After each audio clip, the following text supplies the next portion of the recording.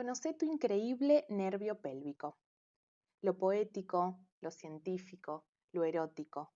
¿Por qué a la imaginación tendría que importarle a qué maestro sirve?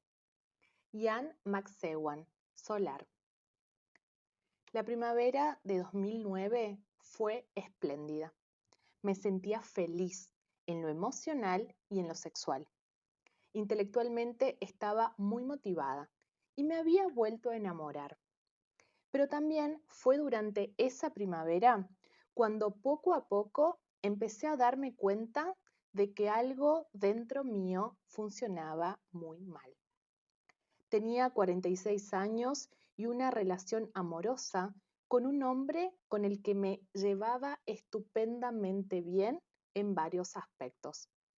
Durante 2 años me había dado una gran felicidad, tanto emocional como física. Yo nunca había tenido ninguna dificultad con mi capacidad de respuesta sexual y en este sentido todo había funcionado perfectamente. Pero de a poco, de un modo casi imperceptible, empecé a notar un cambio. Siempre había tenido orgasmos clitorianos y a eso de los 30 también aprendí a tener lo que probablemente se llaman orgasmos mixtos o clitorianos vaginales, que añadieron a la experiencia sexual algo así como una nueva dimensión psicológica. Después del coito, siempre experimentaba una oleada de sentimientos positivos, emocionales y físicos. Con los años, después de hacer el amor y tener un orgasmo, solía ver los colores como si brillaran más y los detalles de la belleza del mundo natural me parecían más intensos y fascinantes. Durante unas cuantas horas percibía las conexiones entre las cosas con más nitidez. Estaba de buen humor, tenía más ganas de hablar y me sentía con más energía. Pero de una forma gradual me di cuenta de que todo esto estaba cambiando. Lenta, pero progresivamente, iba perdiendo sensibilidad dentro de mi cuerpo. Y esto no era lo peor. Para mi sorpresa y consternación, aunque los orgasmos clitorianos tenían la misma intensidad y me daban el mismo placer, después de hacer el amor, dentro de mi mente ocurría algo muy diferente a lo habitual. Un día, mientras miraba las copas de los árboles que se ven desde el dormitorio de nuestra pequeña casa de campo al norte del estado, me di cuenta de que la habitual oleada de vitalidad que inundaba el mundo, la satisfacción conmigo misma y con todo lo que me rodeaba, y la energía creativa que embargaba todo lo que estaba vivo, ya no llegaba tras el placer sexual, que sin lugar a dudas acababa de experimentar. Empecé a notar que el sexo cada vez se centraba más solamente en el placer físico. Me proporcionaba placer, pero estaba dejando de experimentar el sexo como algo con un increíble significado emocional. Quería sexo desde un punto de vista físico. Tenía hambre y me saciaba. Pero dejé de experimentar el sexo en su dimensión poética. Ya no lo sentía como algo conectado vitalmente a todos los demás aspectos de mi vida. Había perdido la capacidad de ver la conexión entre las cosas. Y en lugar de eso, todo me parecía inconexo y sin ninguna relación conmigo. Algo atípico en mí. Los colores eran solo colores. Después de hacer el amor, ya no eran más brillantes. Y entonces me pregunté, ¿qué me pasaba? aunque en mi vida no había nada más que no funcionase bien. Y a pesar de que mi relación seguía siendo maravillosa, empecé a tener una sensación de depresión. Luego, en lo profundo, una sensación de desesperanza. Parecía una película de terror en la que la luz y el resplandor del mundo fueran disminuyéndose cada vez más. Y ahora, no solo después de hacer el amor, sino en la vida cotidiana. La insensibilización interior iba en aumento. No podía hacer ver que eran imaginaciones. Junto a ella crecía progresivamente una insensibilización emocional. Tenía la sensación de estar perdiendo, en cierto modo, lo que me hacía ser mujer y de no poder enfrentarme a la vida en aquellas condiciones el resto de mi vida. Nada de lo que había investigado hasta entonces conseguía explicarme qué era lo que podía causarme aquella pérdida increíble y traumática. Una noche, muy tarde, sentada junto a la fría estufa de hierro, sola, abrumada por las preguntas y con un sentimiento de impotencia, empecé literalmente a negociar con el universo, como suele hacerse en épocas de grandes crisis. La verdad es que recé y propuse un trato. Si Dios o quien fuera que me escuchase, pues me hubiera ido con cualquiera dispuesto a atender mi ruego, me curaba, me devolvía lo que había perdido y si aprendía algo que valiera la pena durante el proceso, lo escribiría, suponiendo que hubiese la mínima posibilidad de lo que aprendiese fuera útil para alguien.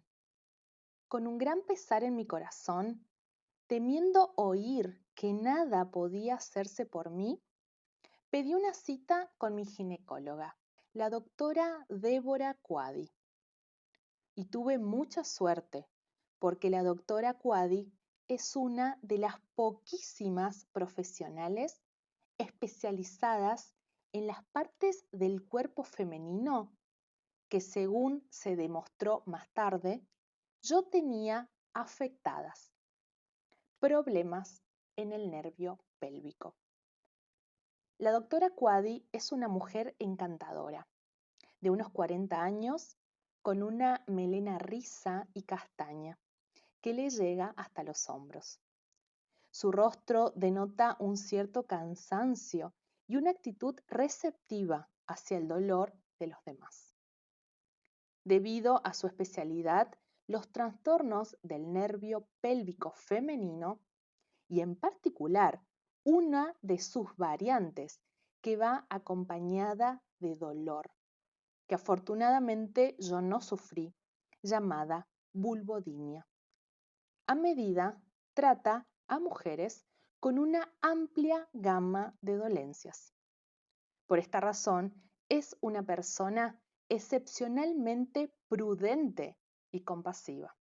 La doctora Quadi me examinó, me hizo preguntas con su voz tranquila y al final me dijo que creía que la causa de la insensibilización que me afectaba era la compresión del nervio pélvico.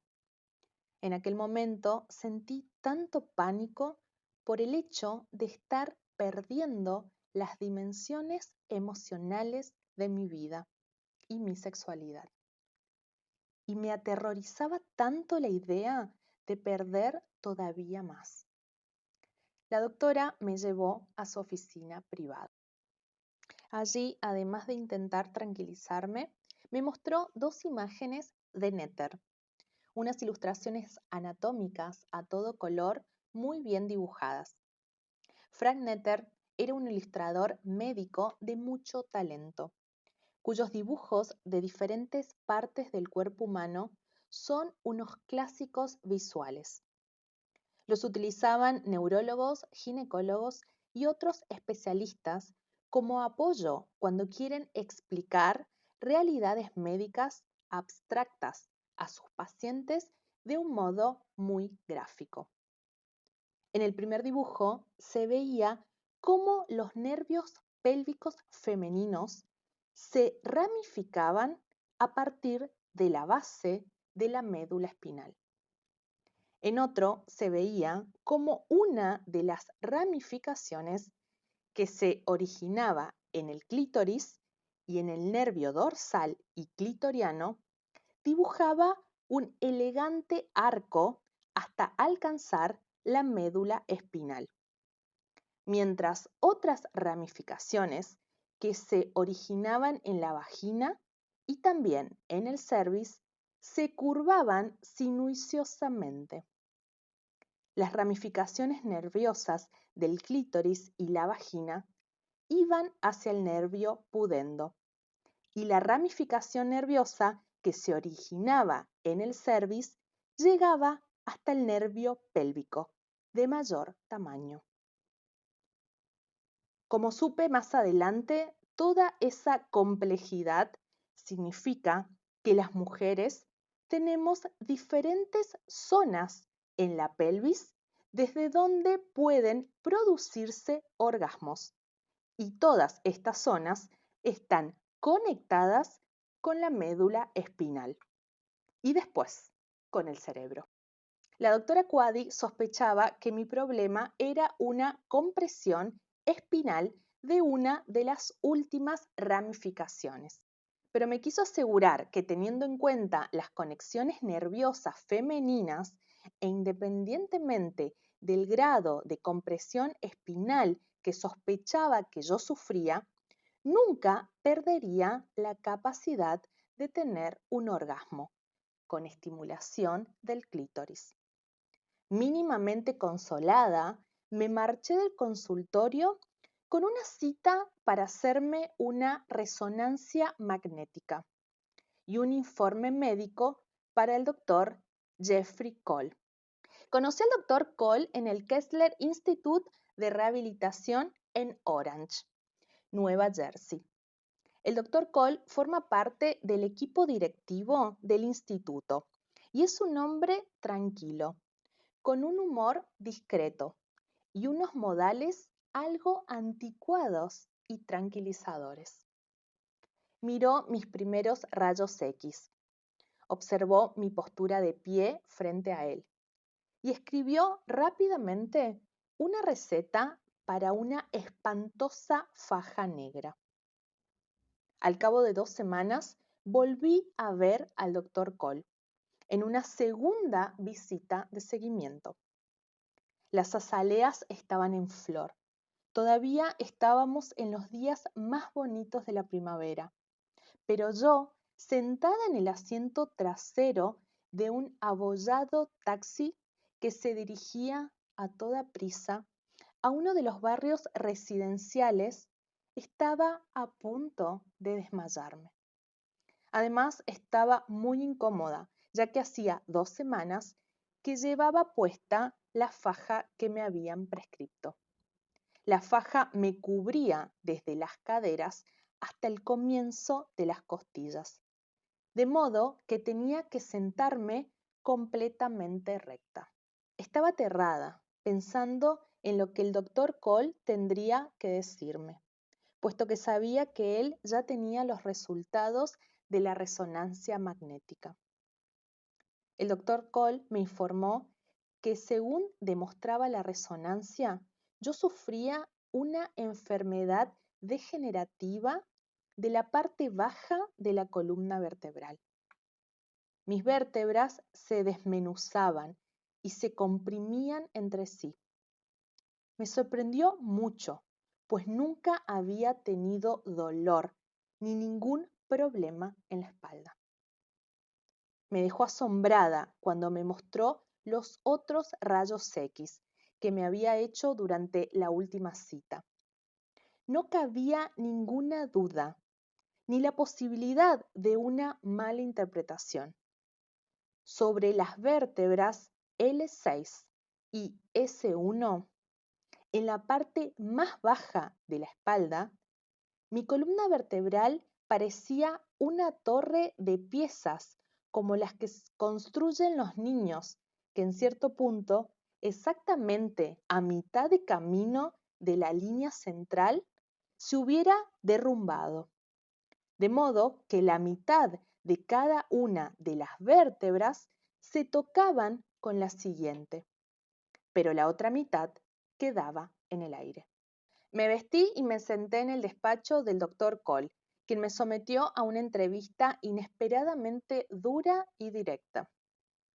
¿Alguna vez ha tenido alguna contusión en la parte baja de la espalda? ¿En alguna ocasión ha sufrido algún golpe en esa parte? Me dijo que era una lesión grave y que forzosamente debía tener algún recuerdo de haberla sufrido. Le repetí que no recordaba ninguna lesión. Cuando por fin me di cuenta de lo que además me estaba preguntando, le confirmé que nadie me había pegado jamás. Pero 5 minutos después de todas aquellas preguntas, me di cuenta de que sí que había sufrido un golpe. Con poco más de 20 años, tropecé en unos grandes almacenes. Me caí por un tramo de escaleras y aterricé golpeándome la espalda contra el suelo. No me hizo mucho daño, pero me quedé aturdida. Vino una ambulancia y me llevó al St. Vincent's Hospital, donde me hicieron unos rayos X. Pero no vieron nada y me mandaron a casa. El doctor Cole anotó la información y me mandó otra serie de pruebas. Esta vez, unos rayos X más detallados. También me sometió a una incómoda prueba en la que me administró impulsos eléctricos a través de agujas en mi red neural para ver lo que se iluminaba y lo que quedaba oscuro. En nuestra tercera cita, también en su consultorio, volvió a tenderme en la camilla. El doctor Cole me dijo que la nueva serie de rayos X revelaba exactamente lo que me ocurría. Nací, según me contó, con una versión leve de espina bífida, que es cuando la columna vertebral no acaba de desarrollarse completamente. El golpe que me di en la espalda, en la caída de hacía 20 años, había roto las vértebras ya frágiles y sin terminar de formar.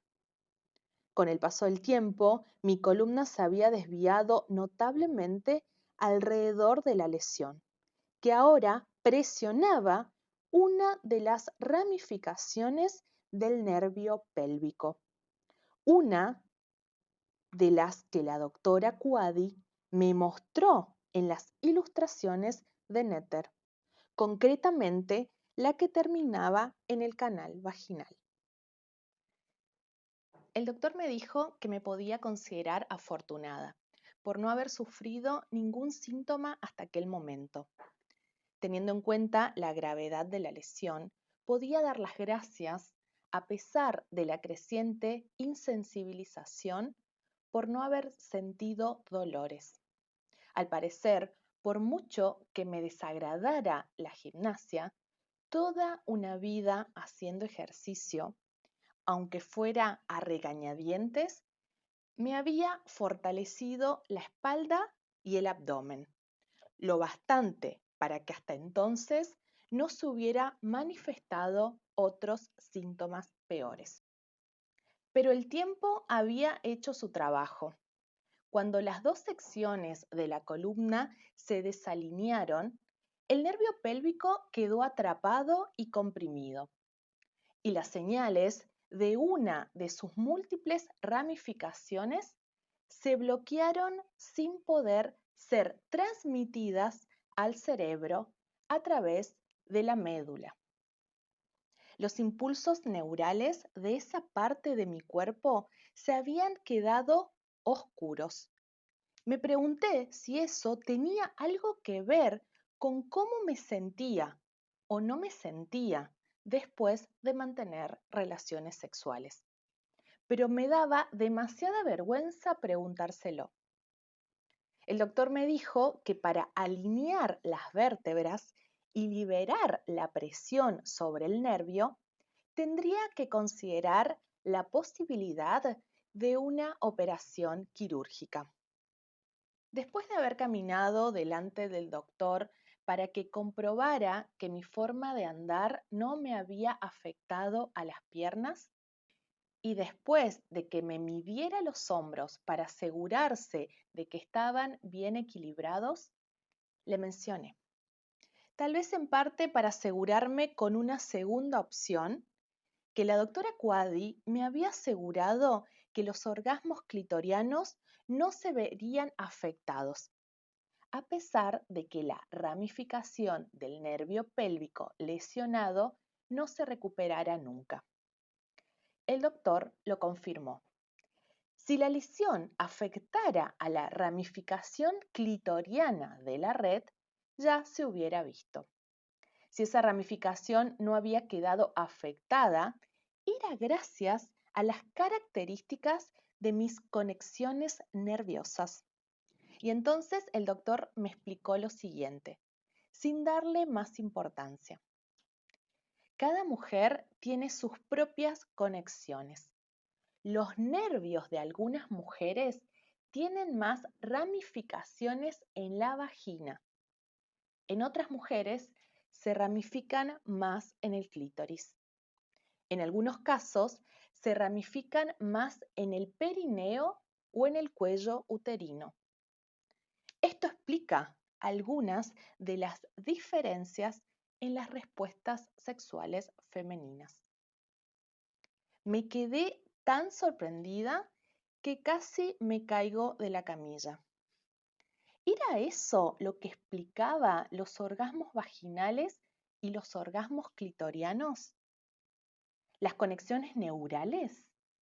¿No tenía nada que ver con la cultura, con la educación, con el patriarcado, con el feminismo ni con Freud?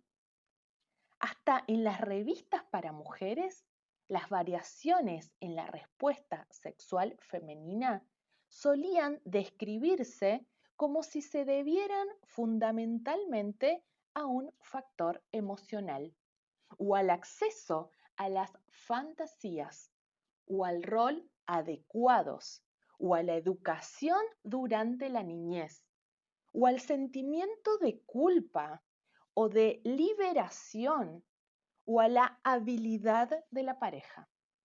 Nunca había leído que la mejor manera de llegar al orgasmo en las mujeres dependía fundamentalmente de sus conexiones neurales básicas. Este era un mensaje con mucho menos misterio y con menos carga de valor sobre la sexualidad femenina. Presentaba la obvia sugerencia de que todas las mujeres podían conocer su particular variante neural o la de su pareja, fuese hombre o mujer, y sencillamente aprender su forma de funcionamiento concreto. ¿Se da cuenta usted? Le espeté sin guardar la suficiente compostura a causa de mi sorpresa, viendo que el debate que estaba a punto de describir quizás para él no fuera tan trascendental como para mí. De que me acaba de dar la respuesta a una cuestión que freudianos, feministas y sexólogos se han pasado años y años debatiendo. Todos ellos pensaban que las diferencias entre los orgasmos clitorianos y vaginales tenían que ver con la educación que recibían las niñas, o con el rol social que se esperaba de ellas, o con si tenían suficiente libertad para explorar sus cuerpos, o si eran libres o no para adaptar su forma de hacer el amor a las expectativas externas. ¿Y usted me está diciendo que la razón es simplemente que las conexiones de cada mujer son diferentes? ¿Que algunas tienen conexiones más adecuadas para tener orgasmos vaginales y otras para orgasmos clitorianos? ¿Que las conexiones de algunas mujeres las hacen más aptas para tener más sensibilidad en el punto G y que otras menos? ¿Que en su mayor parte se trata de algo físico? Las conexiones son diferentes en cada mujer, confirmó amablemente como si se dirigiera a alguien algo trastornado. Esta es la razón por la que la respuesta sexual de las mujeres es tan diferente en cada una de ellas. El nervio pélvico se ramifica de una forma muy individualizada en cada mujer. Son diferencias físicas. Más tarde supe que esta distribución tan compleja y abigarrada es muy distinta de las conexiones sexuales masculinas. Y por lo que sabemos sobre el nervio dorsal del pene, es mucho más uniforme. Me quedé callada, tratando de asimilar lo que el doctor me había dicho. Las mujeres, según lo que yo había descubierto, suelen emitir muchos juicios respecto a sí mismas, basados en si llegan o no llegan al orgasmo. Según nuestro discurso acerca de la sexualidad femenina, que no presta ninguna atención a esta realidad neural, que resulta ser el verdadero mecanismo del orgasmo femenino, si las mujeres tienen problemas para alcanzar el orgasmo, es por ahora, en esta época de liberación y sin ningún género de duda, en cierto modo, por su culpa. Estamos demasiado inhibidas, no somos lo bastante hábiles. Nuestro cuerpo no está lo suficientemente abierto. El doctor Cole carraspeó ligeramente para aclararse la garganta. Con mucha educación trató de volver a llevar mi atención hacia mi problema. El doctor Cole me mandó al doctor Ramesh Babu, un neurocirujano que trabajaba en el hospital de Nueva York, lo cual también fue un golpe de suerte. Quizás irracionalmente, enseguida me sentí tranquila al descubrir que el doctor Babu, un médico indio, carismático y vestido con elegancia, tenía en sus estantes, entre sus libros de neurociencia, una pequeña estatua de Kawan Yin, la diosa china de la compasión, idéntica a la que yo tenía en las estanterías de mi casa. El doctor Babu me ofreció una manzana y después me dijo con amabilidad, pero con firmeza, que tenía que operarme enseguida. Me asusté cuando me explicó que quería ponerme una placa metálica de 35 centímetros, con una serie de junturas fijadas a ella, en la parte inferior de mi espalda, y unir así las vértebras maltrechas. Por suerte, su voluntad era tan fuerte como la mía. Programé la operación. Después de 4 horas en el quirófano, la portadora del artilugio metálico que sujetaba las vértebras de la parte baja de mi espalda, con 4 tornillos, se despertó, horriblemente mareada, en una cama de hospital.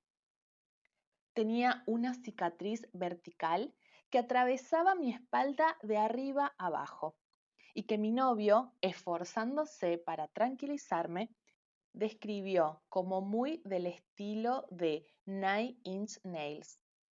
Todos estos cambios me parecían nimiedades en comparación con la esperanza que ahora tenía de recuperar los aspectos perdidos de mi mente y de mi vida creativa, gracias a la reciente descompresión del nervio pélvico.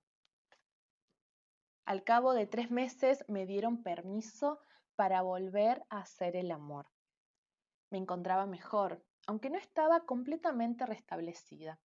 Sabía que la regeneración neural, si se llegaba a producir, tardaría meses. Seguí recuperándome poco a poco durante 6 meses. Estaba ilusionada, pero a la vez me daba miedo descubrir qué pasaría en mi mente, si es que pasaba algo, cuando el nervio pélvico se liberase completamente de la presión. ¿Iba a recuperarse completamente el nervio? Y aún más importante, ¿iba a recuperarse completamente mi mente? ¿Sentiría otra vez aquella dicha emocional? ¿Volvería a tener aquella sensación de unión entre todas las cosas? Gracias al doctor Babu y a lo mejor a quien fuera que en el cosmos hubiera atendido mi ruego, la recuperación neural fue completa, algo que ningún miembro del equipo médico se había atrevido a asegurar. Existe muy poca literatura sobre este tipo concreto de comprensión neural, aunque no es completamente desconocida, salvo en las revistas médicas especializadas. Y yo soy como un grupo de control ambulante para el estudio del efecto de los impulsos del nervio pélvico sobre el cerebro femenino. Siendo tan escasa la información sobre este tema, creo que tengo la obligación para con las mujeres de poner sobre papel lo que sucedió a continuación. A medida que lentamente fui recuperando la sensibilidad pélvica, también volvieron mis antiguos estados de conciencia. Despacio, pero progresivamente, a medida que la sensibilidad interna se fue despertando y a medida que volví a tener los orgasmos mixtos clitorianos vaginales a los que estaba acostumbrada, el sexo recuperó su dimensión emocional.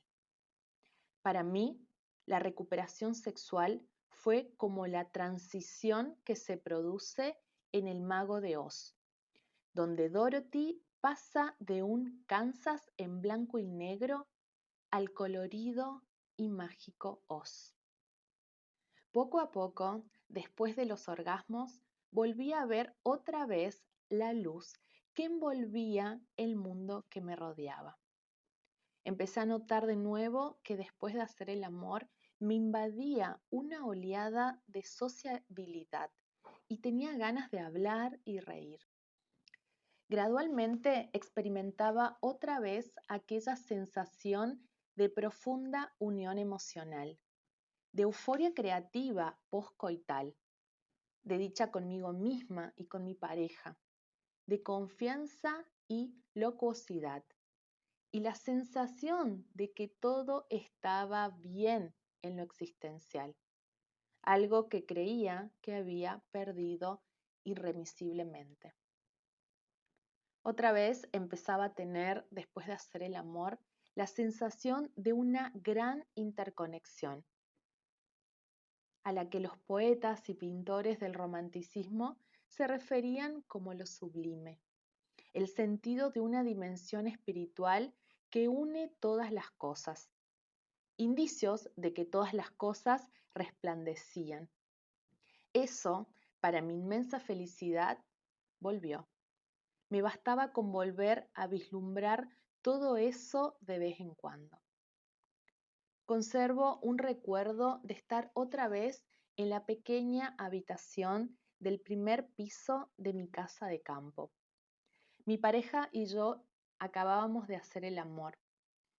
Miré por la ventana los árboles, que estaban sacando nuevas hojas, y vi que el viento movía sus ramas formando grandes olas, y me pareció ver un baile con una gran coreografía.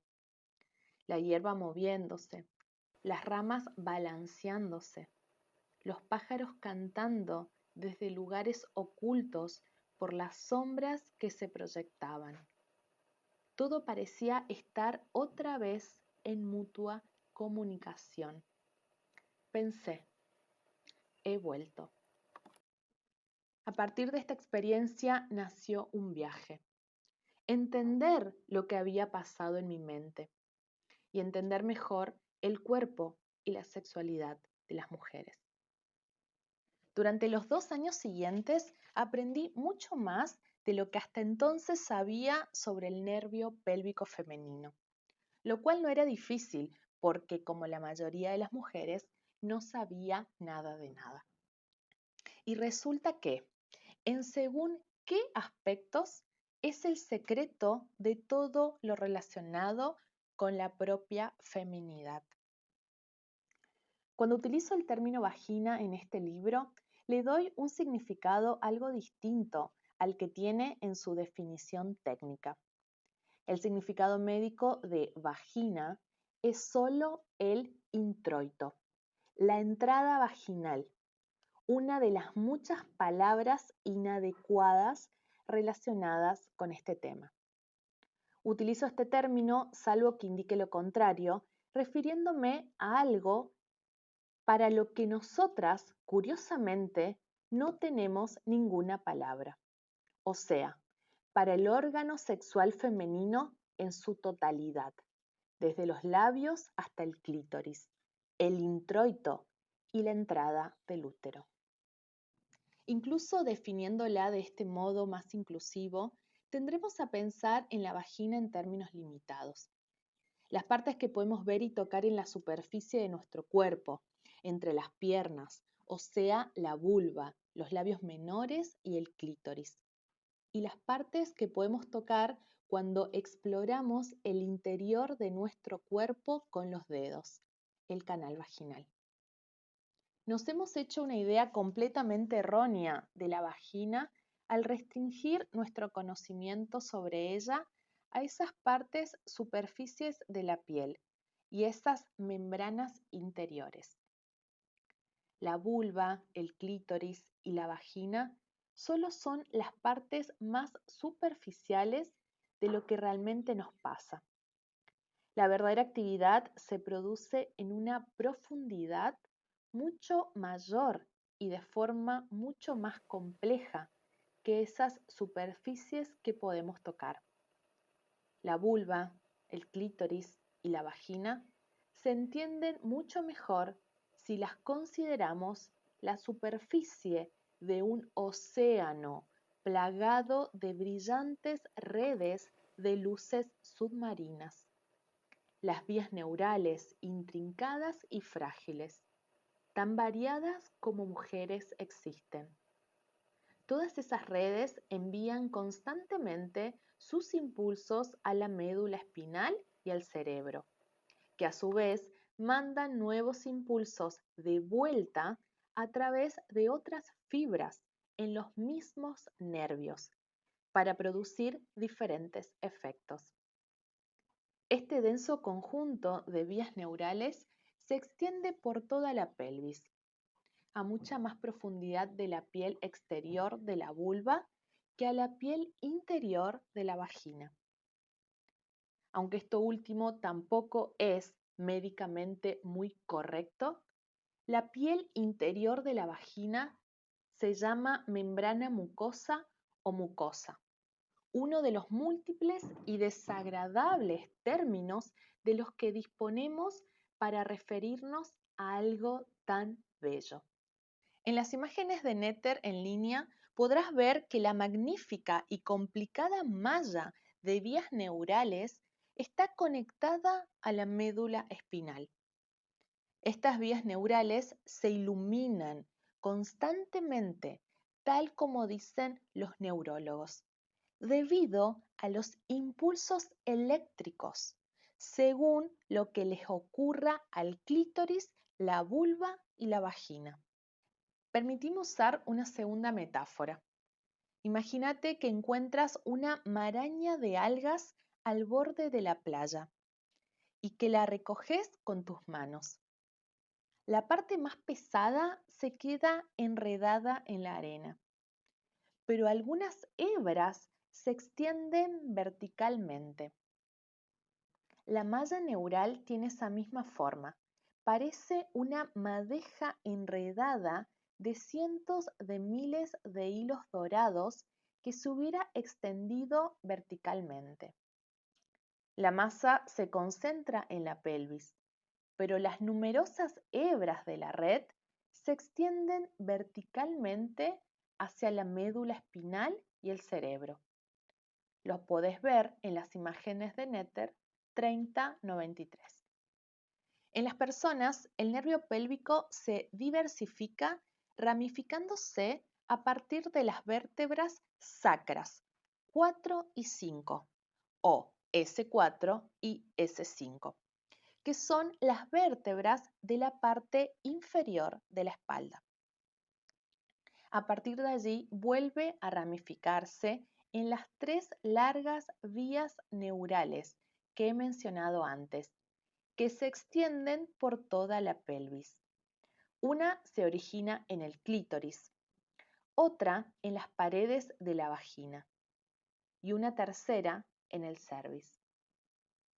Otra red de nervios se origina a lo largo del perineo y el ano.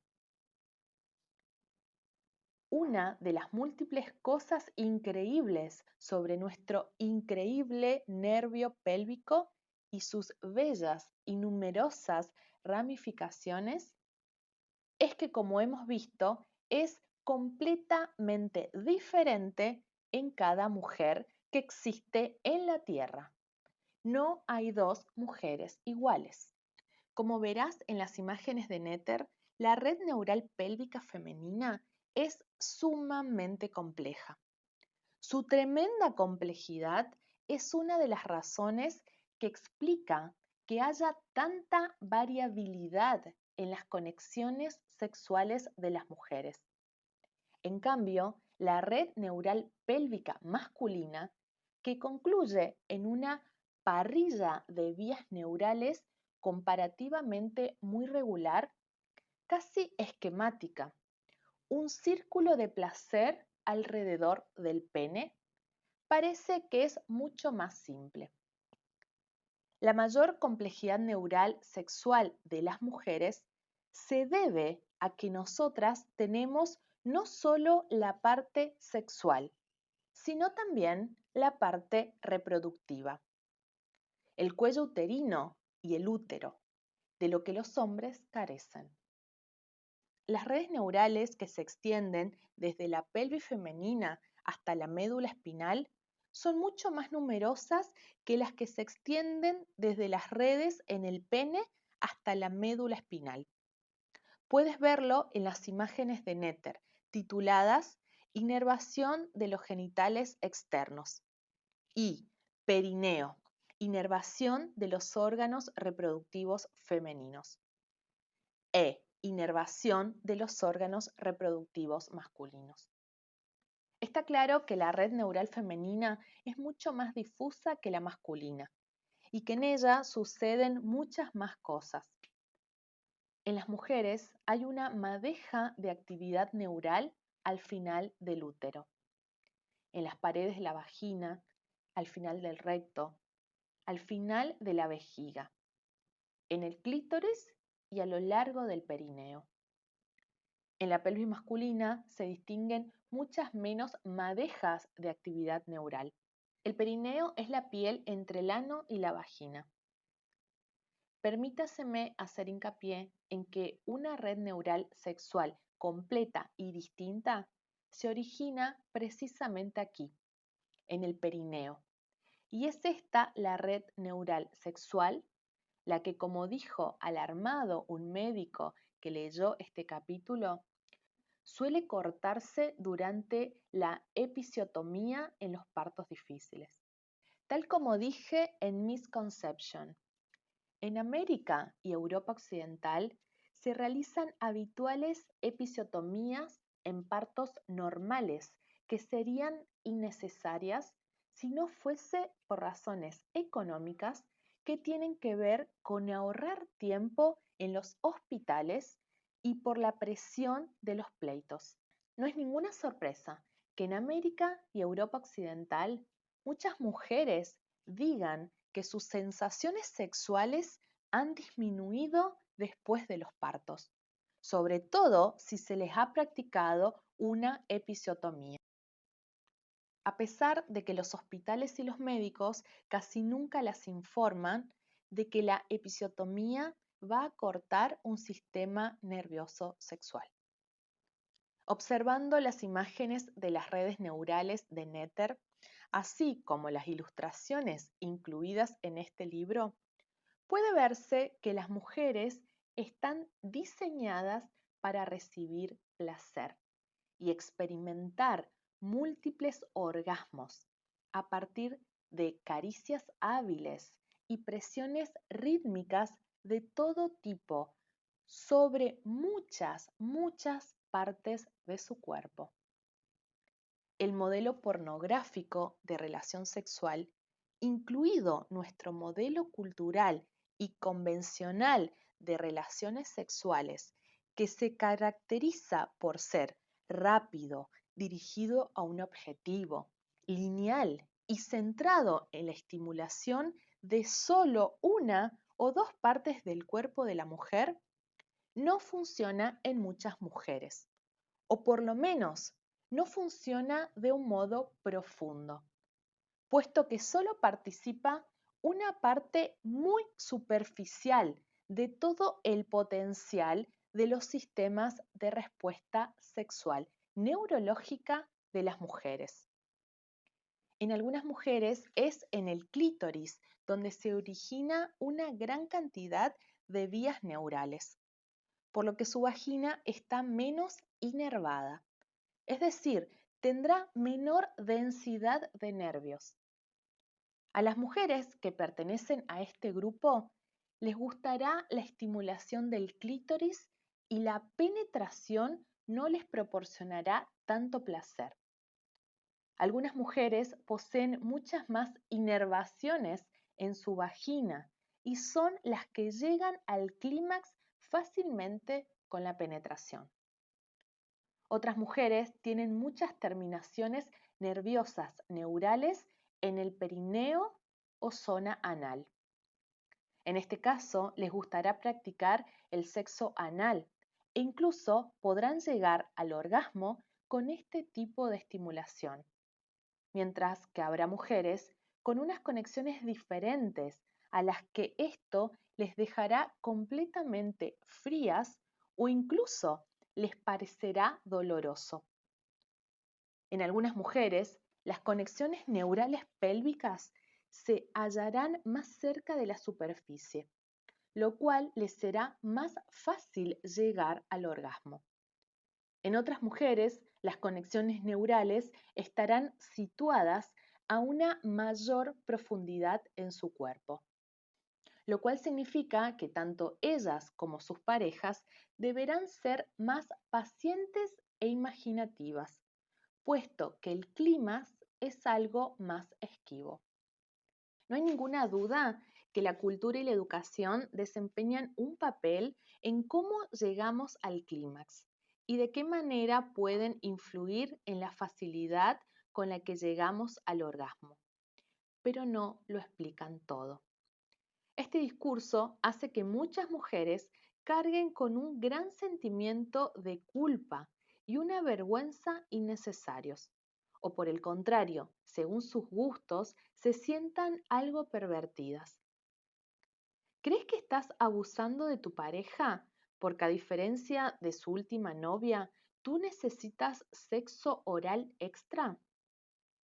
¿Te da vergüenza tener ganas de pedirle que te estimulen los dos orificios cuando haces el amor?